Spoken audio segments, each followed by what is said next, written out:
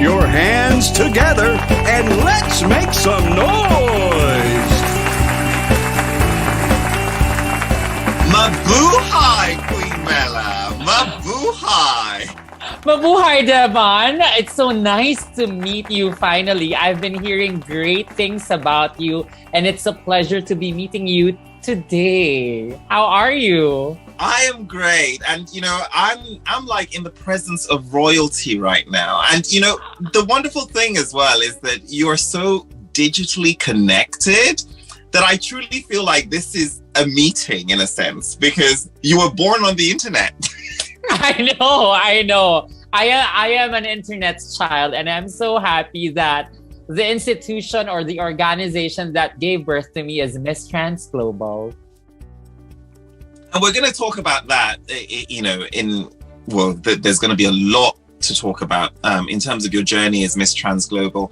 But I'm going to start with a couple of things. Well, first of all, I'm going to start with how much you've inspired others. I'm going to kick it off with a quote, which I got here. Somebody wrote to you, one of your fans, and said, "Hi Mela, I just wanted to tell you that since we've spoken, I've gathered the courage to come out to some of my family members and I feel lighter. Also, I have an upcoming trip with my partner and my father. I never thought that this could happen to me, Mela, that I enjoy traveling with my family and my partner together. I feel so happy. I know that this is random, but I really wanted to express how thankful I am for you being the inspiration for me to slowly live my truth. I'm so grateful for your presence in the world. Thank you, thank you, thank you." This is just one of several that I encountered when trawling through your social media. The impacts that that your ascent has had on people. When you hear these words and you read them and people ping you in your DMs, how do you even take that in? I take it with so much gratitude, Deban. I am so happy that I'm born to be a trans woman who could inspire people with my voice, with the journey that I've had, with the things that I say, with the things that I do. Because long before, I thought I didn't have a place in the world. But right now, there is an affirmation that with the truth that I have, and by living it, by being it, I know that I am at the right place right now. So I am at my happiest every time I receive those kinds of messages. And whenever I'm being criticized online by those who don't even know me, I always go back to these messages because I know that they are the reasons why I do the things that I do. And it's a really powerful message that you gave out. I've followed your journey since you became Miss Trans Global. Actually leading up to that, because there was a competition and you definitely stood out, in the very early stages.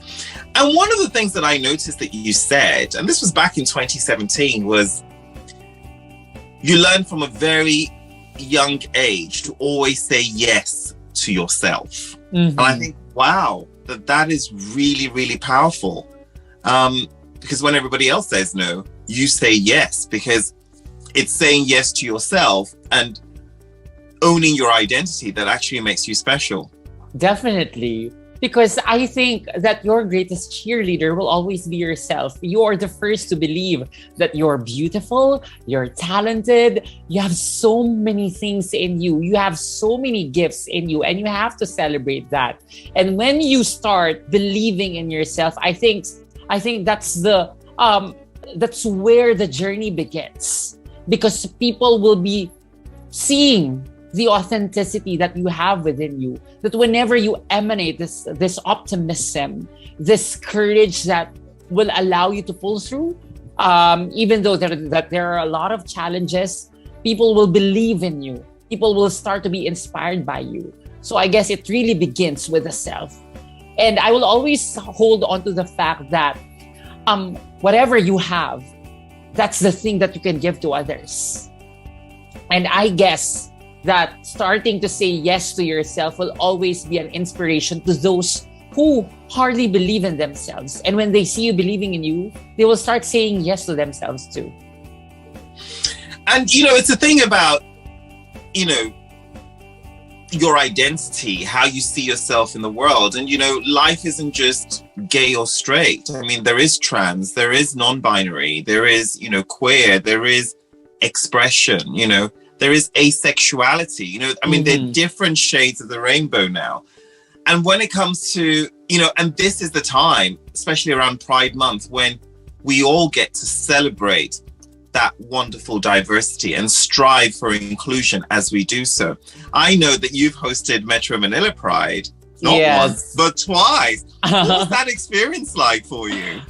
You know what? Looking back, it was one of the most uplifting experiences I've had, because those two Pride celebrations were somehow a testament as to how the community has become strong, especially here in the Philippines. I have seen so many LGBTQ plus people celebrating their truths, and even the numbers increasing year by year is also a manifestation of how we have become stronger. So just being a witness to the hugs, the kisses, the joys of the celebration of Pride, I think that fosters hope within me that one day we will be reclaiming all the spaces that we have been denied of here in the Philippines, and the battle strongly continues. We believe that one day we will achieve the reclamation of those spaces. More importantly, the protection that we need,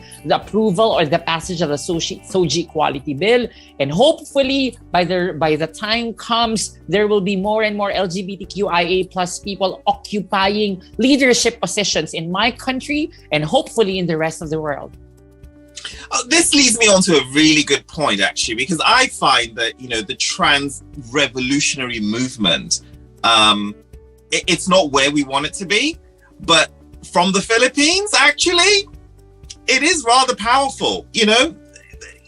That movement is strong in the Philippines. And even when I look at someone like yourself, where it didn't take you Miss Trans Global to be an advocate and to be an activist. You've consistently done this beforehand, because actually your bio is also very meaty before 2021. Do you see what I mean? Like you've done a lot of homework, which when you look at a lot of people who are title holders, a lot of their work starts from the moment they're crowned, but you've done a lot more leading up to that. And when you look at Philippines, Geraldine Roman, she's a congresswoman, really powerful, really well respected in society. You've also got Gina Rochero, who's also, and then you've got Bini Gandangari, so the Philippines actually does and has respected people's transitions compared with the rest of the world. So actually, I think you're a bit of a torch holder coming from the Philippines in terms of laying the foundations for how it should be done. But of course, it's not all roses. And can you share some of the struggles that trans people face in the Philippines? There are so many that we have to face every single day. I guess we've heard so many news of trans hate leading to violence and leading to murders. I think the most painful experiences that I can highlight is the case of our late trans sister, Jennifer Laude. With what happened to her, she was brutally killed. More so, her perpetrator was pardoned from a 10-year sentence. It was he got pardoned by our president, and he's now in the U.S., back in the U.S. after 5 years of service, and that is very painful because to me, our lives are seen with no value at all. Because if Jennifer was a cisgender woman, I don't think Pemberton will be pardoned. I don't think he will be sentenced to only 10 years. And this is something that is painful, that we need to face every single day. What if I die today? What if I get killed today? How will my family grieve over my death? More so, will I be receiving justice? What kind of justice will I be getting from my countrymen? And that is really painful. More so, if you're just seeing how people interact online with the victories of trans people every single day, we're always belittled. Our achievements aren't seen as achievements. However, I'd like to believe that we are slowly moving forward. Day by day, there are victories that we need to celebrate. And I am so excited to be hearing great news. Cataluna is a trans Filipina who is now Miss Nevada. She's about to represent Nevada at the Miss USA pageant. And we Filipinas are celebrating her victory. More so, trans women are beginning to become leaders in whichever field. I have friends who are now great doctors and lawyers, teachers. So slowly, we begin to make a mark, more so make a difference in the fields wherever we want to shine. And I am hopeful that one day, the violence that we are experiencing right now will no longer happen, as we have become stronger now more than ever.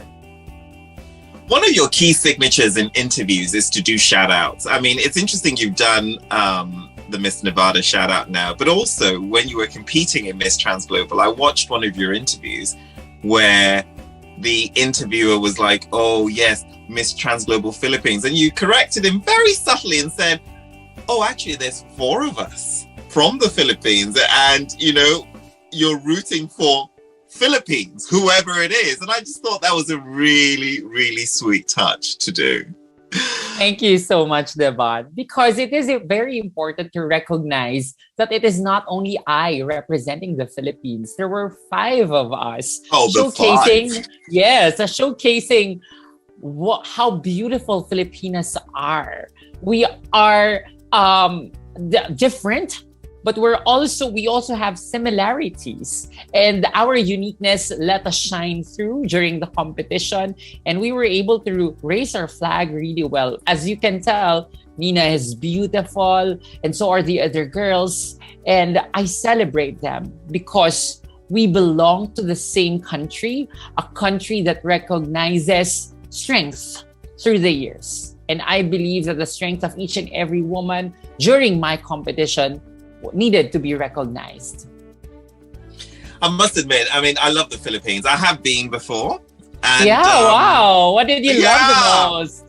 Yeah, there were so many things I love about the Philippines. I've been to Manila, Cataclan, Boracay, Calibo.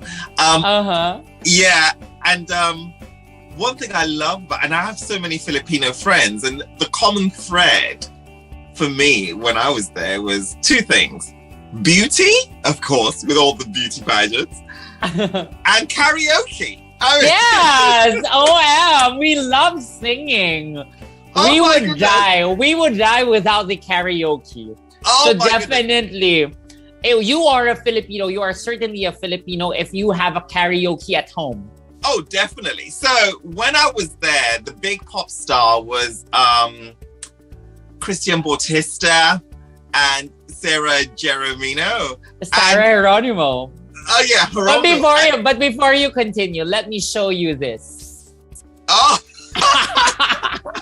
I have a golden microphone on my table right now because 2 weeks ago, my friends and I went to Baguio City and we wanted to just simply sing along during the journey. So I brought this during our trip, and during the 4-hour ride, we were just simply singing. And you do have a beautiful voice, actually, because I did watch your TED Talk, and there was a moment when, you know, you touched on a very important subject, and you just made it lighter with a little bit of melody, and you burst into a song, and I thought that was a really beautiful rendition. We've got to talk about your modeling career. Avon Cosmetics, come as you are, #. Talk to me about that. I got so surprised when I received a message from Avon that they're trying to get me to be one of their ambassadors for their newest gender-neutral underwear. And the Limitless range? The Limitless, yes, Limitless underwear. And I was like, okay, this is about inclusivity. This is about recognizing bodies as beautiful, all types of bodies as beautiful. And I wanted to be a part of that because I'd like to believe that my body as a woman, as a trans woman, and as LGBTQIA plus needed to be recognized and needed to be seen. So I automatically said yes to it. And I loved it. It was a really fun burst of, gender, artistic expression, color, sass, but you can do all types because your Pantene was more serious and was just like the luxe way. I have a story about that because for the longest time, I've always wanted to be a Pantene girl.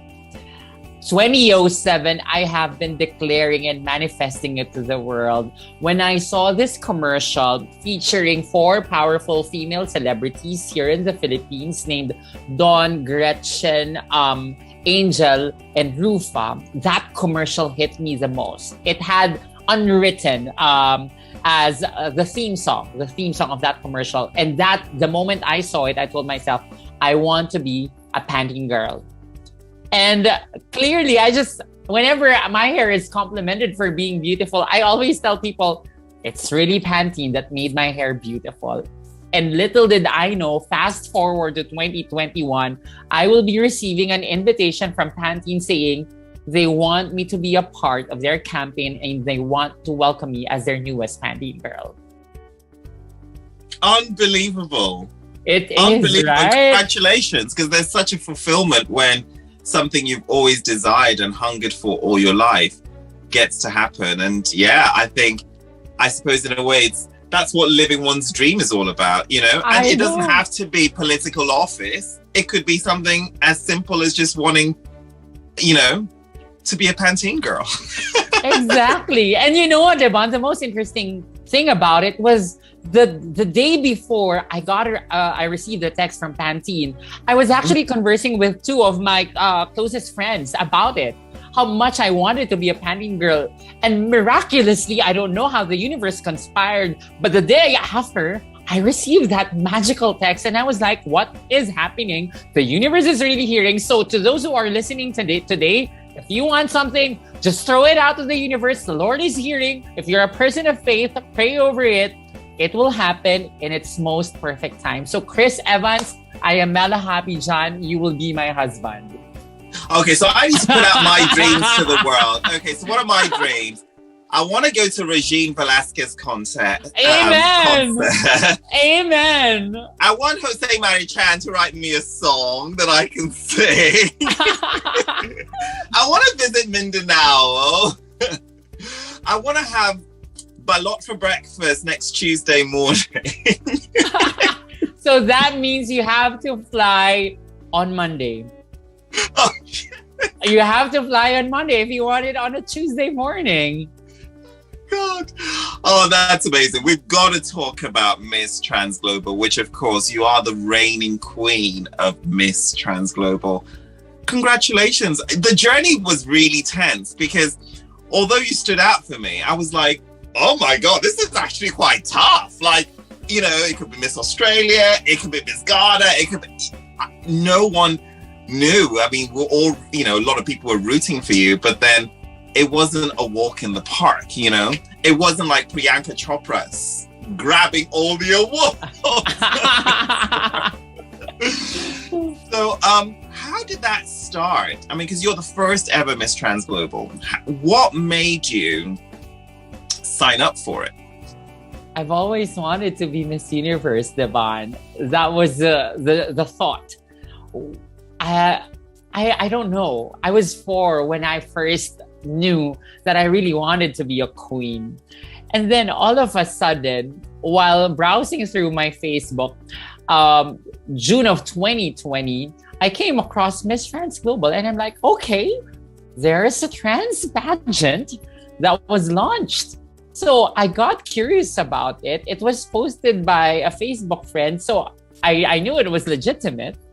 So I clicked on the website and saw what kind of trans pageant it was, because we have so many beautiful trans pageants in the world. So how is Miss Trans Global different? And what actually fascinated me the most is that whoever wins Miss Trans Global gets to be a spokesperson of the trans community, of the LGBTQIA plus movement, and will push for the conversation about the rights and championing the causes of the LGBTQIA plus movement. And because I have been doing activism and advocacy work, I knew that it was perfect for me. So, and I am a believer that for things to happen, you need to do the first step, to apply. You can't be Miss Universe without applying. So I can't be Miss Trans Global without applying. So I dared to do the 30-second video, submitted it, and just simply hope for the best. Just let the universe know if this is for me, I will get in. And the moment I received that letter, I was shouting out of joy. And it's funny because a lot of people just see the end goal. They don't realize the hard work that goes into it. And you say so many things I just want to jump on, but it's like, oh my God, no, this is about you. But one thing that I will hijack very quickly is you can't be Miss Trans Global without applying. And it's a really good point. But I would even go further and say that you've got to go beyond that. Katrina Gray, wasn't she Binibini Philippines? And then she went on to Miss World, and her journey ended, before the crown. She was just like, top 5 or something? Mm-hmm. But she went on, recompeted, and then won Miss Universe. You can go further. You can definitely. Pay your words back. Joined Binibining Pilipinas thrice. She failed to win a crown during her first year. She failed to be in the top 5 during her second year. But the moment she won Binibining Pilipinas Universe, that was her moment. We also thought that she was just first runner-up. But all of a sudden, she was really Miss Universe. So really, things happen to those Despite who Colombia believe. Having a 30-second moment of I know. And Megan Young, who's also a major title, she was Miss World, and of course she was Miss Philippines before that. But interestingly, you've been embraced by these community of queens, isn't it? Since you become Miss Trans Global, there has been a rubbing of shoulders, if you like, where, and what's that experience been like for you? I am so happy not just to be standing shoulder to shoulder with them, but to be treated as a true sister. I was embraced, and I have been embraced by these queens. Pia, Megan, Kylie, and Gina. The queens of the world have recognized the truth about womanhood. And I'm so happy that these powerful queens are seeing that cisgender women and transgender women are sisters who can occupy the same spaces, be in the same spaces, and just simply say, hey, woman, I'm so happy to be sitting beside you. I'm so happy to be standing with you. And that's the truth, I guess, of why I'm so happy to be at the time in which we are beginning to recognize how powerful and how beautiful this identity is. Because I can now say that I am one proud trans woman from the Philippines who can make a difference. And, Queen Mela, another thing to recognize is that opinions do change. And, the culture of acceptance today, 5 years ago, some of these characters, they've also had to grow in their mindset towards acceptance, and just being able to just forgive and receive. Do you see what I mean? So, I think that's just also just a wonderful thing, and influencing and changing of minds and doing advocacy work is not always in its pure militancy. Sometimes it's just sharing the same space, hugging, friendships, photographs with phone calls. Sometimes the soft work actually does go further. Which brings me to my next point. You've been very fortunate because I feel like your victory, of course, was for the Philippines, no doubt, because everybody was so excited when you won Miss Trans Global. But prior to that, Mommy, Daddy, your brothers and sisters were all rooting for you. It was like a family affair. Your brother was directing your camera shots, wasn't he? He was. I couldn't see the journey without them. It really was a family affair. So this sash is a hobby, John. It's not just mine. Not just really mine. So when this arrived, I actually put it on my mom's. And she was like, I am a queen. That was the words she blurted out. I am a queen. And I told her, you are a queen. I am not a queen without you. So I will always be your princess. Because she is truly the queen. And I will continuously offer this whenever I see this. It's actually my family who made this happen. Do you have a crown with it as well? Of course. I would love to wear it now. Oh my God. It is in this precious box. Oh my God. And it's really a wonderful, wonderful crown to wear. Oh, wow. And I would love to wear it for you, Deban. Oh, there you wow. Oh my goodness. Just looking at you, you're glowing, you're highly articulate, you're very generous, you're really embracing. And I feel like every single word, every single expression, and every single gesture is a celebration of your identity. What are the qualities of a true beauty queen? I think the first thing that comes to mind is a queen appreciates her people. A queen knows what it's like to live in the shoes of her people. Because a queen is a leader. And how could you lead a community if you don't know what they're experiencing? If you don't know their battles? If you don't celebrate their victories? If you don't know that there's something that should be raised so that this community can be known by other people, can be celebrated by others, and can go through challenges together. So a queen knows her community by heart. Hence, a queen knows how to relate to them. A queen knows how to talk to them. A queen knows how to stand for them. A queen knows how to defend them. A queen knows how to protect them. Because a queen will always be one with the community. And in recent years, Philippines has joined the powerhouses of beauty. So when you think about, beauty, you'd always think Venezuela. You would think Brazil. You would maybe think Mexico. India, of course, had its period. And now Philippines is very much in that fold of beauty powerhouses. But Queen Mela, tell me, what is the relevance of beauty in today's world? Nowadays, I guess I'm seeing beauty as someone or something that can define character. And when I say beauty, it isn't physicality. I say beauty from within.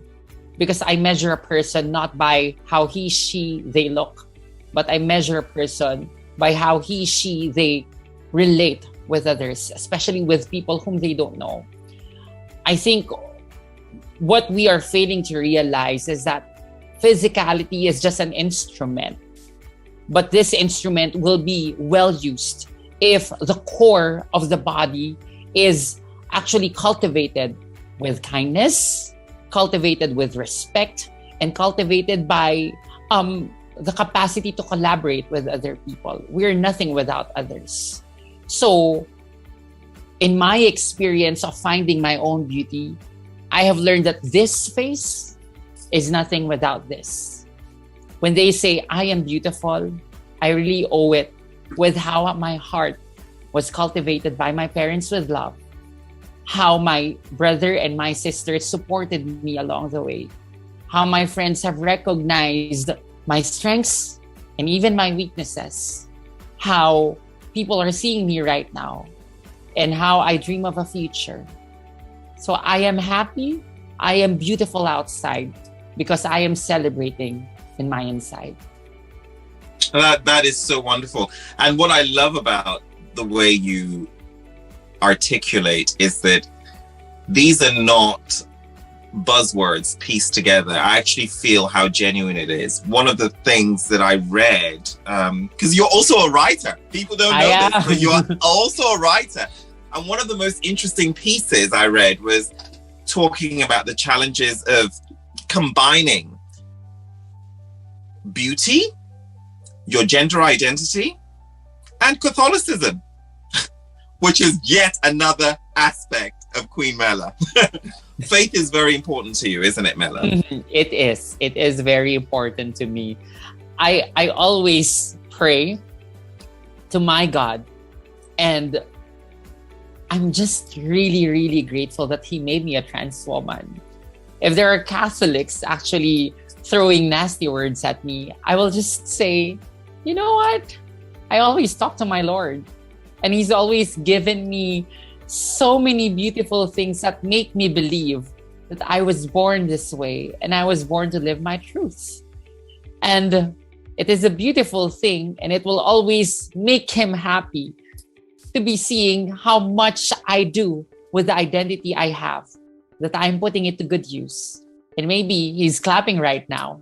I think He is, because I know that in whichever I do, even if I fail, I know that the motivation will always be to make Him, my Creator, proud.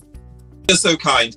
You know what? If people hate on me, I'll just be like, taste this peanut butter. If you don't like it, then start hating. But I know you're gonna love I make some peanut butter. I'll surely give them peanut butter because I do make a great peanut butter. I know. I read the reviews. I'm waiting for my jar. Sahara has already said to me that she's ordered me some from Manila. So you know what? I'm going to be checking the post every day. But whilst we come to the end of this interview, I just want to say thank you so much. It's been such an honor. You know, you host stuff. You've done lots of things. You've got even your own YouTube channel, which, you know, I've watched a couple of videos which have been like completely amazing. You're a brands woman with your own peanut butter thing. You've hosted not just on YouTube, but also live stuff. I mean, the Metro Manila, you've hosted, you know, and you've been a wonderful entertainer. I watched your Eat Bulaga game show program, which was a lot of fun. You know, you've modeled Pantene, you've done Avon Cosmetics, and plenty of other stuff. You've also acted.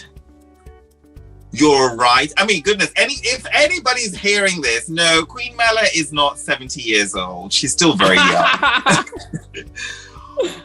But what's next for you? What is next in your journey?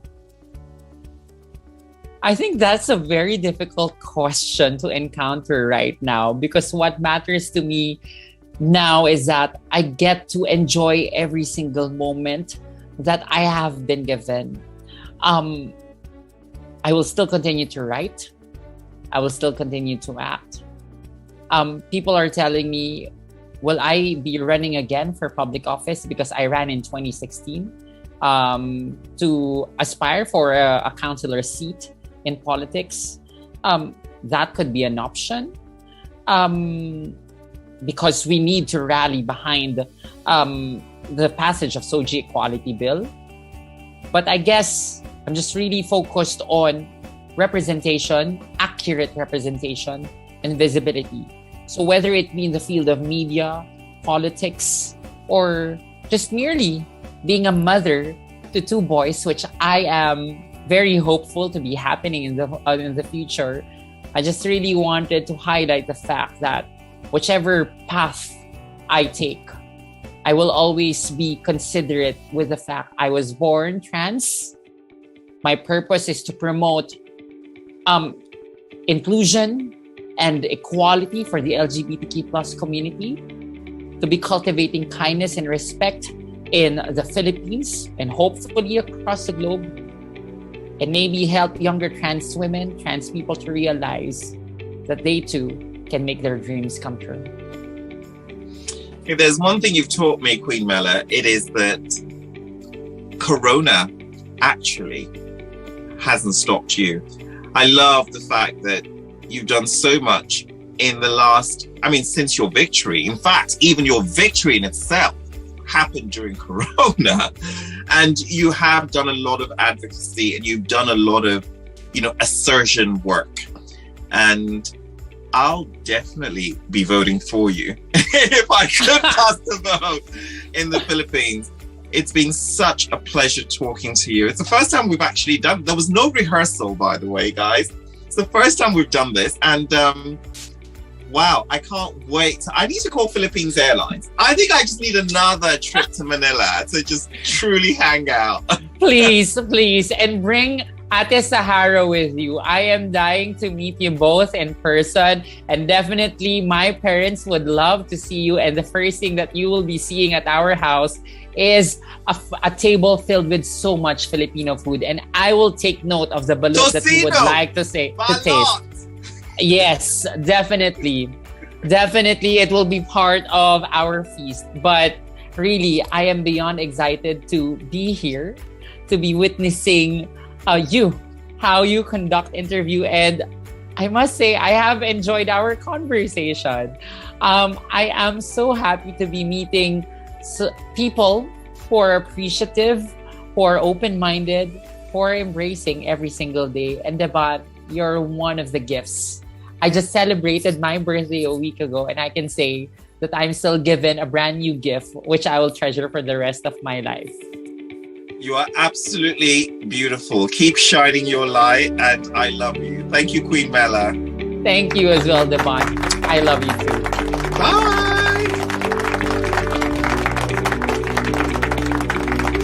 Thank you and good night.